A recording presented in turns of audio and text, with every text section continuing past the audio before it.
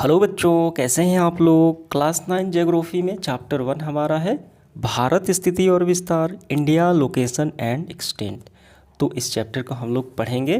तो देखिए, इस अध्याय में हमें क्या पढ़ना है, भारत की स्थिति और विस्तार। भारत की स्थिति क्या है, इस पूरे विश्व में भारत की स्थिति क्या है, ये हम ग्लोब पे देखेंगे। ठीक है। और हमें विस्तार भी पढ़ना है, यानी कितना विस्तार है, क्षेत्रीय विस्तार कितना है धरातलीय, वो हम देखेंगे। लेकिन उससे पहले देखिए यहाँ पे क्या है, यहाँ पे दिया गया है भारत की जो प्राचीनतम सभ्यता संस्कृति है, यहाँ पे अवगत कराया गया है। वो पहले हम लोग समझ लेते हैं और उसके बाद हम यहाँ से प्रारंभ करेंगे। आइए पढ़ते हैं। तो देखिए, भारत की गिनती विश्व के प्राचीनतम सभ्य और सुसंस्कृत देशों में होती है। जी बिल्कुल सही बात है। भारत की सभ्यता संस्कृति जो है काफ़ी बेहतरीन देशों में की जाती है, आके जाती है। भारतीय सभ्यता और संस्कृति का प्रसार दूर दूर तक देशों में हुआ था। जी बिल्कुल हुआ था, क्योंकि भारत में जो लोग प्राचीनतम समय में शिक्षा ग्रहण करने के लिए, व्यापार करने के लिए, ठीक है, आया करते हैं। जैसे नालंदा विश्वविद्यालय हो गया। तो भारत की जो ख्याति है, सभ्यता संस्कृति काफ़ी दूर दूर तक देशों में, ठीक है, बीते समय में हुआ था। विश्व का पहला गणतंत्र, ठीक है, कौन सा है, डेमोक्रेसी, लिच्छवी भारत से ही विकसित हुआ था। ये आपको ध्यान रखना है। विश्व की प्राचीनतम सिंधु घाटी सभ्यता अविभाज्य भारत का ही अंग था। यानी भारत और पाकिस्तान नहीं बटे हुए थे, तो सिंधु घाटी सभ्यता हम देखेंगे पूरी, तो वो भारत का ही अंग था। ठीक है। आज विश्व के सबसे बड़ा गणतंत्र भारत ही है। तो सबसे बड़ा लोकतंत्र किसके पास है, हमारा देश भारत ही है। भारत ही विश्व का एकमात्र देश है जहाँ जिसके नाम से क्या, एक महासागर है। कौन सा, हिंद महासागर। और इसी के शीर्ष पर कौन सा है, हमारा भारत है। ठीक है। ज्ञान विज्ञान अध्यात्म के क्षेत्र में भारत जगत गुरु कहा जाता है। ठीक है। अध्यात्म के क्षेत्र में भी, क्योंकि भारत ऋषियों मुनियों का देश है। योगा हो गया, सारा कहाँ से आया है, ये भारत से ही हुआ है। जहाँ के वेदों और उपनिवेशों का ज्ञान दूर दूर तक फैला है। महाभारत रामायण पंचतत्व की कहानियाँ दूर देशों तक ये क्या है, फैली हुई हैं।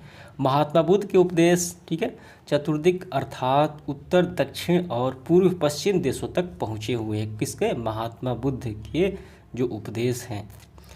गणितीय संख्याओं और दशमलव प्रणाली की जानकारी अरब देशों में होती हुई यूरोप तक गई। ये कहाँ से हुआ, यानी शून्य की खोज कहाँ से हुआ, आर्यभट्ट, ये हमारे भारत से ही हुआ। ठीक है। दशमलव प्रणाली तो ये भारत से होते ही अरब देशों तक हुई। भारत की प्राचीन विश्वविद्यालय का अध्ययन करने के लिए तिब्बत, जापान, ठीक है, चाइना, यूरोपीय देशों के विद्यार्थी आया करते थे। ये प्राचीनतम समय की बात है, नालंदा विश्वविद्यालय। ठीक है। यहाँ यही नहीं, स्थल मार्ग, जमीनी मार्ग, समुद्री मार्ग से होकर भारत के गर्म मसाले, सूती, रेशमी कपड़े आदि दूर देशों तक पहुँचाए जाते थे। यानी पुरातन समय में, पुराने समय में पुर्तगाली द्वारा, अंग्रेज़ों द्वारा, ठीक है, व्यापार हुआ करता था, अब भी होता है। भारत के भूगोल में विश्व इतिहास के निर्माण से भी महत्वपूर्ण योगदान किया है। भारत के भूगोल ने विश्व इतिहास के निर्माण में भी महत्वपूर्ण योगदान दिया है।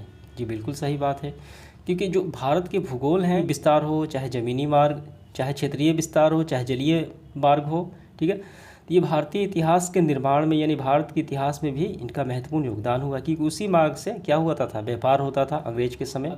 ये आपका पूरा हुआ। अब इसके बाद हम देखेंगे भारत की स्थिति क्या है। तो इसके बाद प्रारंभ होता है स्थिति। भारत की स्थिति क्या है पूरे विश्व में, ग्लोब पे हम लोग देखेंगे। लेकिन उससे पहले हमें कुछ बातें समझना है, आइए उसको समझ लेते हैं। ये देखिए, ये पूरा क्या है, ये पूरा पृथ्वी है, यानी ग्लोब है। ठीक है। और इसी है इसका उत्तरी ध्रुव यानी नॉर्थ पोल, ये साउथ पोल। और ये जो रेखाएं खींची गई हैं, इसे कहा जाता है काल्पनिक रेखाएं। और ऐसे खींची गई हैं, ठीक है, इसे कहा जाता है अक्षांश। और जो सीधी खींची गई है, इसे देशांतर।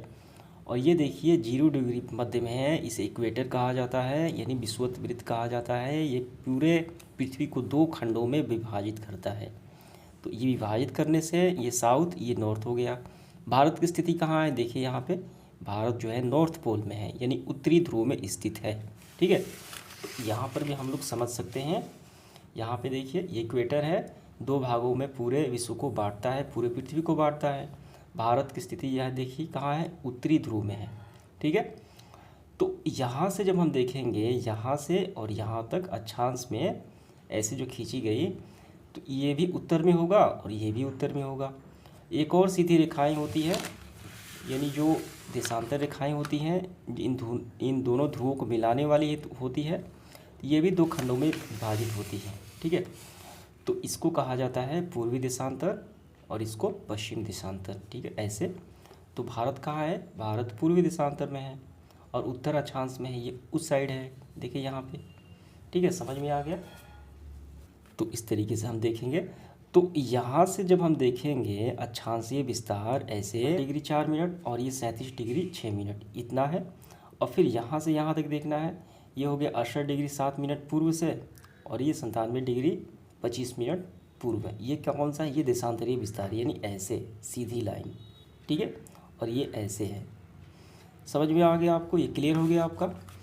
तो यही बात यहाँ पे बताई गई है, बातें यहाँ पे कही गई है। भौगोलिक दृष्टि से भारत का मुख्य भूभाग 8 डिग्री 4 मिनट से 37 डिग्री 6 मिनट उत्तर अक्षांश और 68 डिग्री 7 मिनट से 97 डिग्री 25 मिनट पूर्वी देशांतर तक फैला है। ठीक है, यानी यहाँ पे हम आसानी से देख सकते हैं 8 डिग्री 4 मिनट से 37 डिग्री 6 मिनट, 68 डिग्री 60 मिनट से 97 डिग्री 25 मिनट। ठीक है, और एक बात और आपको ध्यान देनी है, अगर भारत की दृष्टि से देखा जाए तो ये इनके छोर कहे जाते हैं। ठीक है, तो भारत का उत्तरी छोर कौन सा है? ये रहा, और ये इसका दक्षिणी छोर है। भारत को बीचों बीच कर्क रेखा जो है, ये भारत को बीचों बीच दो भागों में बांटती है। ये हो गया दक्षिणी भाग और ये हो गया उत्तरी भाग, ये पूर्वी भाग, ये पश्चिमी भाग। इतना आपको समझ में आ गया? ये भारत के छोर कहे जाते हैं। ठीक है, इतना तो आपका क्लियर हो गया। 8 डिग्री 4 मिनट से 37 डिग्री उत्तर अक्षांश में है और 68 डिग्री 7 मिनट से 97 डिग्री पूर्व देशांतर तक फैला है। और ये भी मैंने आपको बताया कि उत्तर और पूर्व क्यों कहा जाता है। 2004 से पूर्व यानी 2004 से पहले इसका दक्षिणी छोर जो था वो दक्षिणतम बिंदु जो है 6 डिग्री 4 मिनट उत्तर अक्षांश पर था, जो अंडमान निकोबार द्वीप समूह का सबसे दक्षिणी छोर था। और ये 2004 में सुनामी के वजह से क्या हुआ? जलमग्न हो गया, डूब गया, और इसे कहा जाता था, इंदिरा पॉइंट कहा जाता था। आइए इसको देख भी लेते हैं। देखिए ये अक्षांश पर स्थित है, कहाँ है? यहाँ पे है 6 डिग्री 4 मिनट पे, यहाँ पर स्थित है। और ये अंडमान और निकोबार द्वीप समूह का दक्षिणी क्षेत्र में है। ये कहाँ पे है? ये तो इसके नज़रिए से ये कहाँ है? ये दक्षिणी क्षेत्र में स्थित है। तो ये 2004 के सुनामी जब आई तो ये जलमग्न हो गया। ठीक है, इसे क्या कहा जाता था? इंदिरा पॉइंट कहा जाता था। समझ में आ गया? इसके बाद यह विषुवत रेखा से लगभग 650 किलोमीटर उत्तर में है। विषुवत रेखा मैंने आपको बताया है, ये रहा विषुवत रेखा, पूरे पृथ्वी को दो भागों में बांटता है। ये रहा विषुवत रेखा। ठीक है, यहाँ पर है। ठीक है, यहाँ पे तो इसकी स्थिति यहाँ पे है, देखिए इंदिरा पॉइंट की। इससे कुछ ही दूरी पर इंडोनेशिया का सुमात्रा द्वीप स्थित है। ठीक है, ये क्षेत्र स्थित है। कर्क रेखा जो है, जिसकी देखिए स्थिति, ये आपको ध्यान रखना है, कर्क रेखा की स्थिति 23 डिग्री 30 मिनट उत्तर अक्षांश, ये देश को दो भागों में बांटती है। तो आइए देखते हैं, हम कर्क रेखा को दो भागों में बांटती है, ऊपर वाला नॉर्थ और नीचे वाला साउथ। और इसकी स्थिति क्या है ये भी ध्यान देना है। कर्क रेखा की स्थिति है 23 डिग्री 30 मिनट उत्तर अक्षांश। ठीक है, तो इस तरीके से जो रेखाएं खींचेगी वो अक्षांशी कही जाएंगी। इस देश को दो भागों में बांटती है। भारत का सबसे ऊपरी सिरा जो 37 डिग्री 7 मिनट यहाँ पे है, उत्तर अक्षांश पे है, जो कश्मीर के उत्तरी छोर पर, यहाँ पे जम्मू कश्मीर है, उत्तरी छोर पर ये पड़ता है। और दक्षिणतम छोर 8 डिग्री 4 मिनट उत्तर अक्षांश पे, ये तमिलनाडु राज्य के कन्याकुमारी में पड़ता है। ये रहा, कहाँ पड़ता है? ये कन्याकुमारी में पड़ता है। ठीक है, इसके बाद जब आप भारत के मैप देखेंगे तो वहाँ पर आपको ये सारे समझ में आ जाएंगे, वहाँ पे लिखा होगा। इसके बाद देखिए, इसी प्रकार उत्तर और दक्षिण अक्षांशों का लगभग 30 डिग्री अक्षांशों का अंतर है। तो उत्तर और दक्षिण अक्षांशों में ये देखिए 37 डिग्री 6 मिनट और ये 8 डिग्री 4 मिनट, जब आप घटाएंगे तो लगभग 30 का ही अंतर आएगा। ठीक है, और इसी प्रकार भारत के देशांतरीय स्थिति जो हम ऐसे देखेंगे, ऐसे देशांतरीय स्थिति में ऐसे, ठीक है, सीधी लाइन में, ये पूर्व में है, ये भी पूर्व में है। 97 डिग्री 25 मिनट पूर्व देशांतर। ठीक है, और 68 डिग्री 7 मिनट पूर्व देशांतर के बीच जो है ये हो गया ईस्ट और ये वेस्ट। ठीक है, तो यहाँ पे देखिए जो क्रमशः गुजरात से पश्चिम, गुजरात जो है वो पश्चिम में पड़ता है कक्ष में, और अरुणाचल प्रदेश पूर्व छोर पर पड़ती है। तो ये रहा अरुणाचल प्रदेश और ये रहा गुजरात। समझ में आ गया, ये स्थिति है। अब इसके बाद देखिए और इसके पूर्व के पश्चिम देशांतर में लगभग 30 डिग्री देशांतर का अंतर, यानी अक्षांश और देशांतर के जो छोरों का अंतर है इसका भी देखिए 30 ही है, और इसका भी जब घटाएंगे तो ये लगभग 30 ही निकल के आएगा। ये दोनों का कितना अंतर हो गया, दोनों का अंतर 30 डिग्री अक्षांश भी है और 30 डिग्री देशांतर भी है। ये आपका क्लियर हुआ। अब इसके बाद हम लोग देखेंगे विस्तार। भारत का विस्तार कहाँ है वो काफ़ी अच्छे से हम लोग समझेंगे किस तरीके से। इसके बाद देखिए भारत का विस्तार हम लोग समझेंगे, धरातलीय विस्तार कितना है। भारत एक विस्तृत देश है, इसके उत्तर सिरे से 22 डिग्री उत्तर अक्षांश तक पूर्वी पश्चिम विस्तार बढ़ता गया है। आइए देखते हैं। तो यहाँ पे देखिए इसके उत्तरी सिरे से 22 डिग्री उत्तर अक्षांश, तो ये रहा इसका उत्तरी सिरा। भारत के ये क्षेत्रीय हम देखें, ठीक है, भारत के अगर सिरे के देखें ये देखिए उत्तर और ये दक्षिण, ठीक है, लेकिन दोनों ही उत्तर अक्षांश है। तो यहाँ पे देखिए 20 है और ये हो गया आपका 22। तो ये कितना विस्तार है, ये हो गया पश्चिम से पूरब का विस्तार 2933 किलोमीटर। यही बात यहाँ पे बताई गई है, ठीक है, कितना है 2933 किलोमीटर, लगभग 22 डिग्री उत्तर अक्षांश पर मिलता है। ये 22 डिग्री उत्तर अक्षांश से दक्षिण की ओर बढ़ने पर इसका पूर्व पश्चिम विस्तार घटता गया है। जब यहाँ से हम जब दक्षिण की तरफ बढ़ें यानी नीचे की तरफ बढ़ें, यहाँ पे देखिए हम यहाँ पे तो देखिए इसका कितना है यहाँ तक, अगर थोड़ा सा भी हम नीचे आए तो ये देखिए ये कम हो गया, फिर यहाँ से देखें ये काफ़ी कम हो जाता है, ठीक है, तो नीचे ये पतला होता जाता है। अब इसके बाद देखिए हिंदम में पहुंचने पर यह एक बिंदु के रूप में मिलता है जहां बंगाल की खाड़ी, अरब सागर और एक हिंद महासागर मिलन हुआ है। यानी जब हम 22 डिग्री उत्तर अक्षांश से यहाँ से जब हम नीचे की ओर बढ़ते हैं तो देखिए एक ऐसी स्थिति आती है, यहाँ पे भी आपके बुक में दिया गया है कि ऐसी स्थिति आती है कि अरब सागर, हिंद महासागर और बंगाल की खाड़ी, ये जो नुकीला भाग है ये इन तीनों से घिरा हुआ मिलता है, ठीक है। और भारत की छोर से ये कौन सा क्षेत्र है, ये दक्षिण क्षेत्र हो गया आपका, जिसे प्रायद्वीपीय भारत भी कहा जाता है, साउथ इंडिया कहा जाता है। इतना समझ में आ गया। नुकीला बिंदु अंतरिक्ष का निर्माण करता है, ठीक है, ये किसका निर्माण करता है, अंतरिक्ष का निर्माण करता है। इसके बाद देखिए भारत के उत्तरी छोर से यह छोर की दूरी 3214 किलोमीटर है। तो मैंने आपको कई बार बताया है भारत के जो छोर कहे जाते हैं, ठीक है, उत्तरी छोर से इस छोर की दूरी, तो यहाँ से देखिए ये वाली बात की गई, ये हो गया आपका दक्षिणी छोर, ये उत्तरी छोर, तो कितनी दूरी है 3214 किलोमीटर, ठीक है, ये सबसे ज़्यादा है। मुख्य भूमि की समुद्र तटीय सीमा रेखा 6100 किलोमीटर है। मुख्य भूमि से समुद्र तटीय कितनी है सीमा रेखाएँ, यानी जो शहर बसे हुए हैं 6100 किलोमीटर, परंतु भारतीय द्वीपों की तटीय सीमा रेखाएँ लंबाई इसमें जोड़ने पर कुल जो हो जाती है 7516 किलोमीटर, ठीक है, यानी द्वीपों की अगर सीमाएं शामिल कर लिया जाए तो इतनी हो जाती है, ये आपको ध्यान रखना है। तो समुद्र तटीय सीमा रेखा का मतलब हुआ जो शहर समुद्र के किनारे बसे हैं वो उनके स्थल और समुद्र के स्तर, ठीक है, जैसे ये सारी ये क्या है, अगर द्वीपों को भी शामिल कर लिया जाए, ये छोटे छोटे द्वीप हैं, ठीक है, तो ये कितना हो जाता है 7516 हो जाता है। तो ये आपको समझ में आ गया। इसके बाद ये ध्यान रखना है भारत की स्थल सीमा रेखा 15200 किलोमीटर है, कितनी है 15200 किलोमीटर। अब इसके बाद आकृति और आकार, भारत की आकृति क्या है, आकार क्या है, पूरे विश्व हम लोग पढ़ेंगे आकृति और आकार, भारत का पूरे विश्व में कितना आकार है, कितनी वो क्षेत्र को वो स्थान घेरता है। भारत विश्व के 7 विशाल देशों में से एक है, यहाँ पे दिया गया है लिस्ट।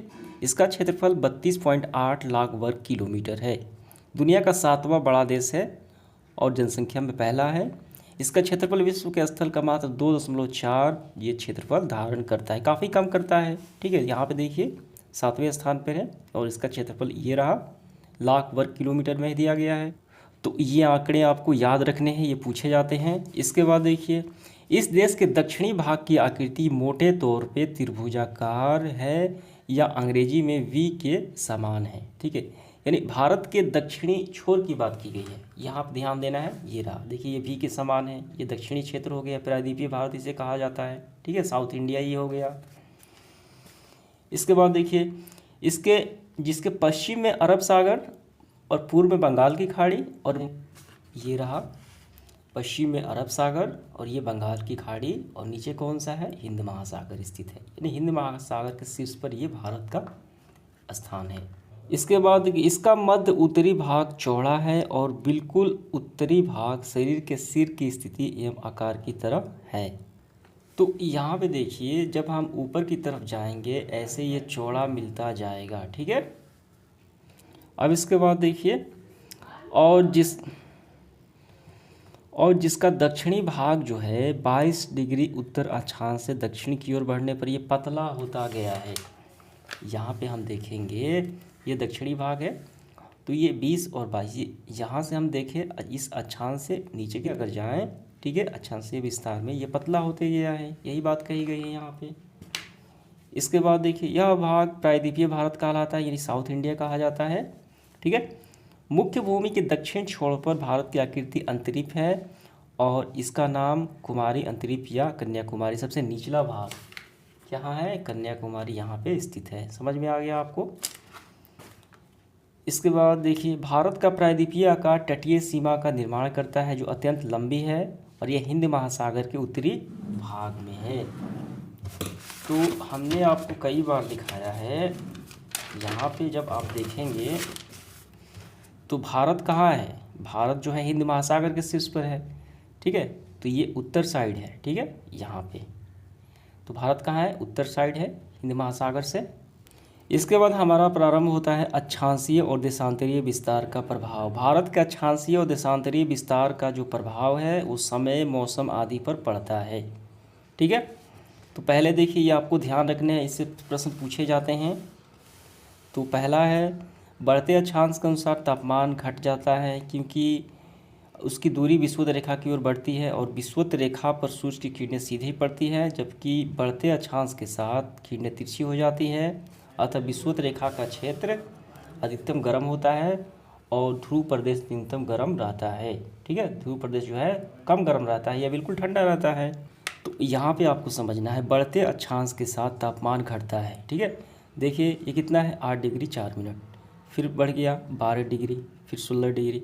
तो जैसे अक्षांश बढ़ता है तो तापमान घटता है, क्योंकि ये जो है यानी इक्वेटर से जितनी हम दूर जाएं, ये रहा इक्वेटर, ठीक है।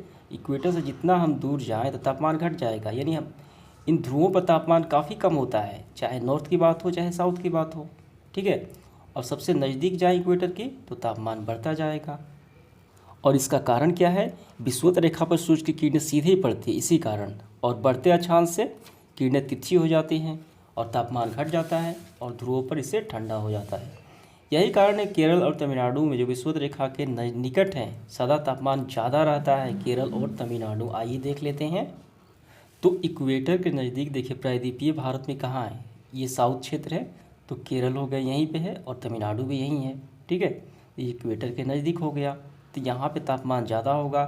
और जम्मू कश्मीर यहाँ पे है, इक्वेटर से काफ़ी दूर है, तो इसका तापमान कम होगा, सूर्य की किरणें तिरछी पड़ेंगी, समझ में आ गया, और ये यहाँ पे सीधे पड़ेंगी, ठीक है।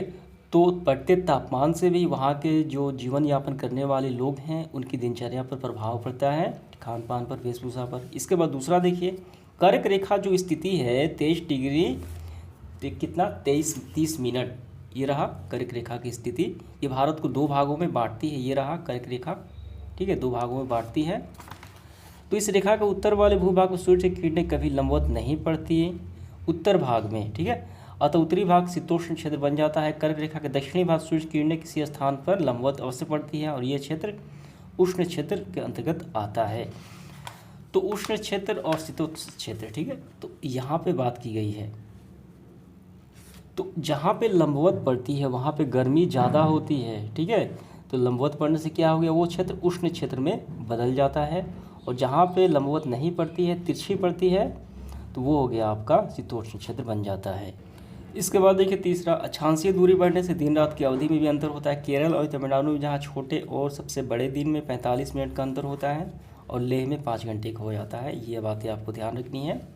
चौथा है देशांतरीय विस्तार, समय पर भी प्रभाव पड़ता है, जिसमें क्या होता है कि अरुणाचल प्रदेश में सूर्योदय पहले हो जाता 2 घंटे पहले और गुजरात के कक्ष में बाद में होता है, ठीक है, ये बात आपको ध्यान रखनी है। 82 डिग्री 30 मिनट को पूर्वी देशांतर रेखा को भारत का मानक या मध्योत्तर यानी मानक देशांतर माना जाता है, जो उत्तर प्रदेश मिर्ज़ापुर से गुजरती है।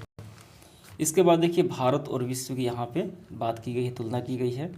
तो भारत की स्थिति विश्व में प्रमुख महासागरीय व्यापार मार्ग पर है, यानी ये हिंद महासागर के शीर्ष पर है। यहाँ पे विभिन्न देशों से व्यापार हम आसानी से कर सकते हैं। स्थिति होने के कारण भारत का विश्व के साथ व्यापारिक संबंध भी काफ़ी आसान हो गया है। इन देशों से व्यापार होते रहता है, ठीक है, यानी समुद्री मार्ग से भारत का सांस्कृतिक और व्यापारिक संबंध रहा है। तो स्थल मार्ग से और समुद्री मार्ग से इन विभिन्न देशों से भारत का व्यापार मार्ग हरदम बना रहता है। 1869 में सुएज नहर खुलने से भारत एवं यूरोप के बीच लगभग 7000 किलोमीटर की दूरी कम हो गई। ये बातें आपको ध्यान रखनी है कि सुएज नहर खुलने से भारत और यूरोप की जो मध्य दूरी थी ये कम हो गई है, यानी उस नहर से व्यापार का आना जाना होता है। देखेंगे भारत के पड़ोसी देश। देखिए जो देश भारत की सीमा यानी अंतर्राष्ट्रीय सीमा से सटे हुए हैं वो उसके पड़ोसी देश हो जाते हैं, यानी भारत के पड़ोसी देश होते हैं। पाकिस्तान, अफगानिस्तान, चीन, नेपाल, भूटान, म्यांमार, बांग्लादेश ऐसे देश हैं, ठीक है, ये सारे पड़ोसी देश हैं। दक्षिण में श्रीलंका और मालदीव ये दोनों द्वीपीय पड़ोसी देश हैं, यानी ये जलीय पड़ोसी देश हैं। यहाँ पे देखिए ये द्वीप है मालदीव और श्रीलंका, ठीक है। इसके बाद पाकिस्तान और अफगानिस्तान भारत के पश्चिम में है, ये रहा पाकिस्तान और अफगानिस्तान, ये पश्चिम क्षेत्र में हो गए हैं, ठीक है। और इसके बाद देखिए बांग्लादेश और म्यांमार पूर्व में है। बांग्लादेश और म्यांमार कहाँ है, ये पूर्व क्षेत्र में हो गए, ये रहा म्यांमार और यहीं पे आपको मिलेगा बांग्लादेश भी। इसके बाद देखिए नेपाल, भूटान और चाइना ये उत्तर में है, यहाँ ये रहा, ठीक है। श्रीलंका और मालदीव दक्षिण में है, हमने अभी देखा। श्रीलंका भारत की मन्नार की खाड़ी और पाक जल संधि द्वारा अलग होती है, ये अब आपको ध्यान रखना, ये पूछे जाते हैं, यानी दोनों देश कैसे विभक्त होती हैं। पाकिस्तान और अफगानिस्तान रेड क्लिफ लाइन द्वारा, भारत और चाइना मैकमोहन लाइन द्वारा अलग होती हैं। भारत एवं इनके 6 अन्य पड़ोसी देश कौन से हैं, पाकिस्तान, नेपाल, भूटान, बांग्लादेश, श्रीलंका और मालदीव, ये भारत के पड़ोसी देश हैं। इसमें जलीय भी है और स्थल भी है, ठीक है, जो दक्षिण पूर्व एशिया में स्थित हैं। इनकी स्थिति कहाँ है, दक्षिण पूर्व एशिया में है। इस क्षेत्र में आर्थिक व अन्य तरह के विकास के लिए 8 दिसंबर 1985 में एक संगठन बनाया गया। इस संगठन का नाम दक्षिण एशियाई क्षेत्रीय सहयोग संगठन, ठीक है, सार्क कहा जाता है। तो इसका मुख्य उद्देश्य है आर्थिक और अन्य विकास के लिए व्यापारिक संबंध स्थापित करने के लिए, ठीक है। तो इस तरीके से हमारा चैप्टर समाप्त हुआ और इसका क्वेश्चन आंसर पहले से करा दिया गया है और ये बातें आपको याद रखनी